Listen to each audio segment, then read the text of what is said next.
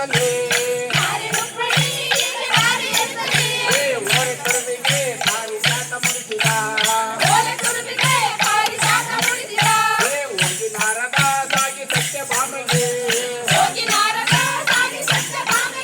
ಇಲ್ಲಾದ ಸುದ್ದಿಯ ಹೋಗಿ ಬೇಗ ಹೇಳಿದ ಇಲ್ಲಾದ ಸುದ್ದಿಯ ಹೋಗಿ ಬೇಗ ಹೇಳಿದ ಹೇಳಿದ ಕ್ಷಣ ಬಾಮೆ ಕೇಳಿ ಮನದಲ್ಲಿ ತಾಳಲಾರದೆ ಮನವನ್ನಾಡಿ ಬಂದಳು ತಾಳುತ್ತಿದ್ದಳು ಕೋಪ ಮಾಡುತ್ತಿದ್ದಳು